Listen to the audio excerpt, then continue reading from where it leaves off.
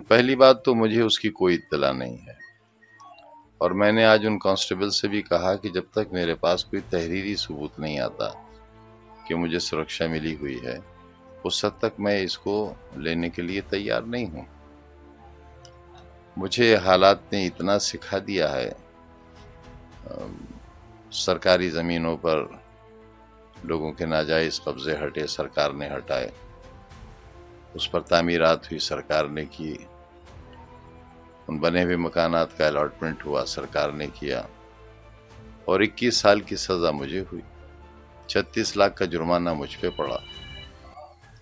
मैं कैसे ले लूँ सुरक्षा जब तक मेरे पास कोई तहरीर ना हो कि किसने दी है ये सुरक्षा? मैं कैसे भरोसा करूं कि ये खाकी वर्दी पहने और हथियार लिए हुए लोग उत्तर प्रदेश सरकार के लोग हैं? एक बात।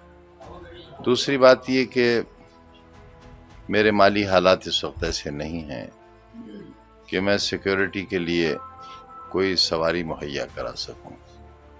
तो मैंने ये भी मैसेज कराया कि अगर आप सिक्योरिटी दे रहे हैं तो इन्हें बिठाने के लिए मेरे पास गाड़ी नहीं है।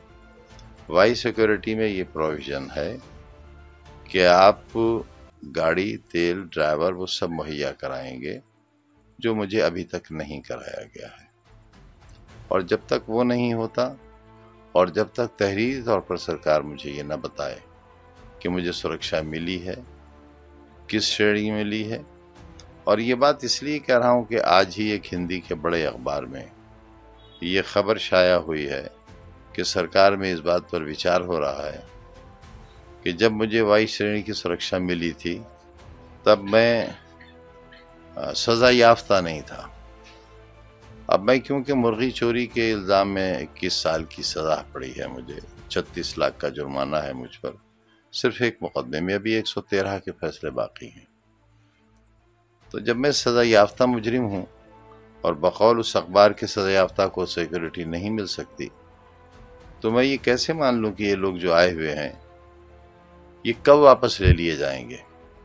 अगर मेरे पास कोई एश्योरेंस नहीं होगा, श्योरिटी नहीं होगी उनके रहने की, तो मैं कैसे भरोसा करूँगा?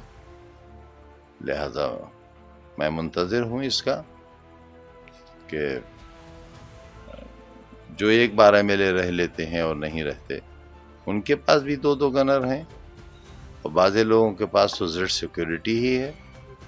एक 12 MLA हो जाने के बाद भारत सरकार की सिक्योरिटी है, कमांडोज हैं उनके पास। हमारे विरोधियों के पास, जिन्होंने शहर लूट लिया, आबरू लूट ली, जिन्होंने लोकतंत्र लूट लिया, सारी व्यवस्था लूट ली, उनके पास सेंट्रल गवर्नमेंट के कमांडोज हैं इस मुर्गी चोर के लिए। तो कम से कम उतनी सुरक्षा तो मुझे दी जाए जितनी सुरक्षा मेरे विरोधियों के पास है।